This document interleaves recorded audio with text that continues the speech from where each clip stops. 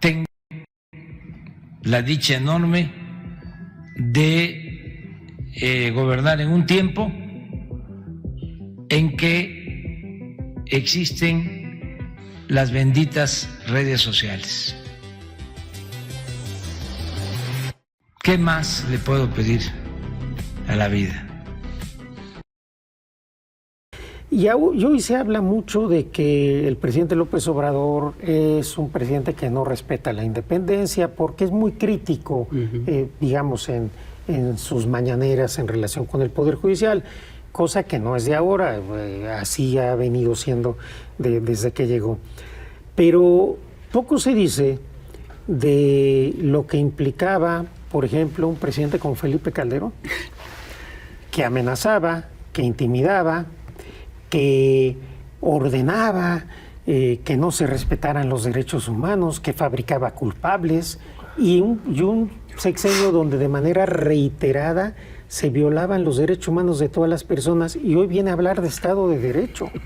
Eso verdaderamente me llama mucho la atención, y me llama más la atención que nadie repare sobre eso. Sí, claro. A ti te amenazó directamente. Por supuesto. A mí me amenazó el régimen de Calderón. Hay una experiencia directamente con la Secretaría de Seguridad, sí, al mando de Genaro García Luna. Efectivamente, yo tuve dos momentos, digamos, complicados con el presidente Calderón. El primero fue cuando se dio el asunto de la guardería ABC, que yo presenté un proyecto responsabilizando a altos funcionarios de su gobierno, del gobierno del Estado y del municipio donde había ocurrido esto. Obviamente hubo una operación de Estado en la Corte para que este asunto no pasara. Solo votamos a favor de mi proyecto, Juan Silva Mesa, Olga Sánchez Cordero y yo. Y ahí hubo un enfrentamiento fuerte con el secretario de Gobernación, Fernando Gómez Mon, y una operación mediática muy, muy fuerte. En esa reunión, en esa sesión de la Corte, hubo algunos ministros que leyeron como su dictamen los documentos, los memorandan que nos habían ido a llevar las autoridades. ¿De veras? Sí. Y obviamente que si ustedes ven esas sesiones, se dan cuenta cómo la Corte en ese momento operó para generar una impunidad en ese asunto. O sea, de la Secretaría de Gobernación les llevaron. No, estaba todo el gabinete. Todo el gabinete estaba en la Corte, el secretario de Comunicaciones, que antes había sido director del IMSS, el consejero jurídico, todo el gabinete. La Corte estuvo ahí prácticamente tomada por el gabinete y por todo. Y después viene el caso de Florence Cassé, este montaje que hoy es evidente, en el cual a mí me tocó ser ponente. Y ahí sí fueron subiendo de nivel las amenazas. Todos los días se hablaba en mi oficina, se amenazaba de manera muy concreta. Y en algún momento, un domingo, yendo yo con mi familia, pues de repente se nos cierran 3 camionetas de la Policía Federal. A un magistrado de la Suprema Corte. A un ministro de funciones de la Suprema Corte le hicieron. Se baja con armas largas, yo venía con mi familia, y se nos quedan apuntando como 10 minutos. No conformes con eso. ¿Sin decir nada? Sin decir nada. Eso te iba a preguntar. No, era el mensaje, intimidar. Y después sí, diciendo. Se metieron a mi casa. Estando yo con mi esposa, no nos dimos cuenta esa noche. Se robaron todo lo que tenía que ver con mi computadora, mis unidades USB, mi disco de respaldo. Supongo que buscando algo que obviamente no iban a encontrar.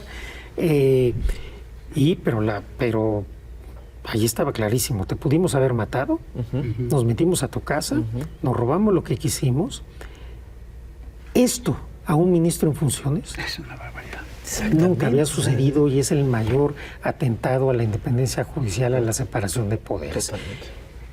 Y tan supo Calderón, que hoy dice que no sabe, que... Es que ya no sabe nada. Él ya no sabe nada. Un problema de Alzheimer oportuno. Él ya no se enteró de nada. Entonces, o tiene un tema de ineptitud o un tema de complicidad, no hay de otra. El punto es que cuando esto sucede, yo le aviso al entonces presidente de la Corte, Juan Silva Mesa, y le digo, pasó esto, quiero que estés enterado. Al día siguiente me reuní con todos mis compañeros en la oficina de presidencia de la Corte y les dije, sucedió esto. No voy a denunciar, no voy a salir mediáticamente porque generaría una crisis institucional. Pero hago responsable a Felipe Calderón y a García Luna de cualquier cosa que me pase a mí y a mi familia. Uf. Y ustedes ya lo saben. Y luego se empezó a filtrar por ahí lo que había pasado. Pero ¿por qué Calderón sí sabía? Me llama porque yo le pedí al presidente de la Corte que avisara al presidente de la República que había ocurrido. Me llama, me dice que se había enterado lo que había pasado. Si yo sospechaba de alguien, pues no puedo decirle que de él. Yo digo, bueno, y me dice, oiga, pues si quiere le puedo dar seguridad por parte de la Secretaría de Seguridad Pública. No, presidente, yo no confío en su Secretaría de Seguridad Pública. Hola. Y me dice, bueno, si quiere le puedo mandar un escolta del Estado Mayor. Le dije, en el Ejército Mexicano sí confío, presidente. Se lo agradezco, se lo acepto.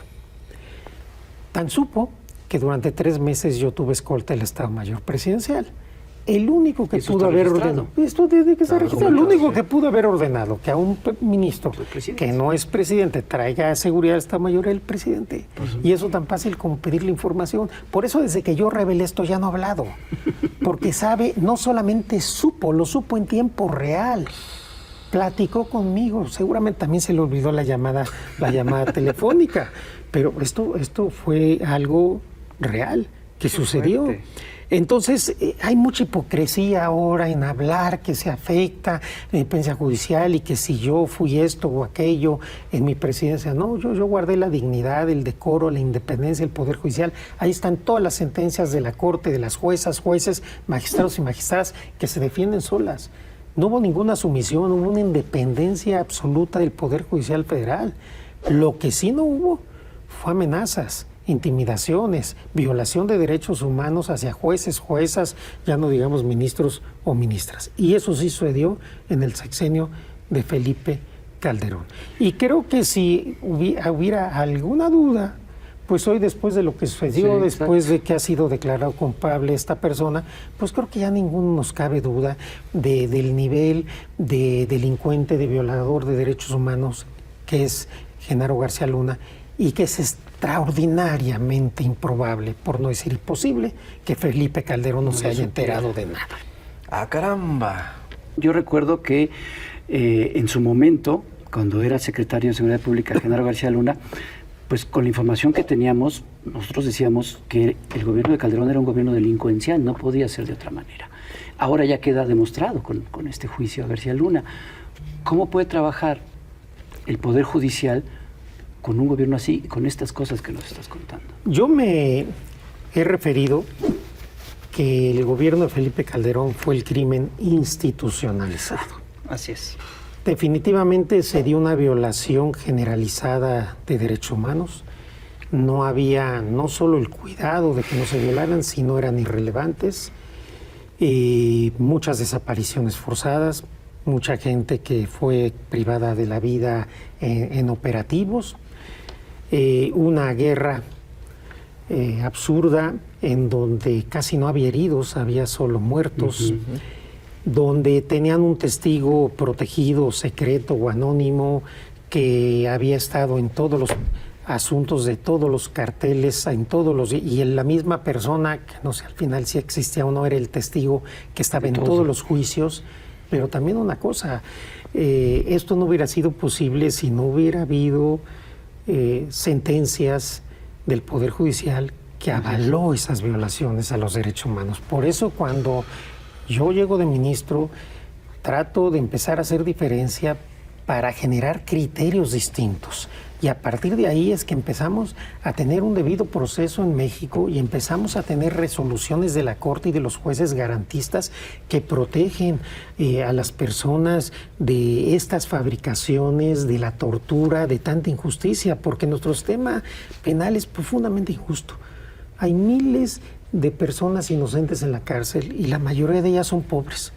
Y cuando se trata de mujeres es todavía más crítico, más lamentable, más triste, porque tenemos un proceso penal y un sistema carcelario muy descompuesto, Tenemos que hacer muchos esfuerzos para tratar de revertirlo, pero creo que particularmente en esa administración se hizo un daño tremendo a la justicia, al Estado de Derecho, a la vida, a la dignidad de millones de personas en México.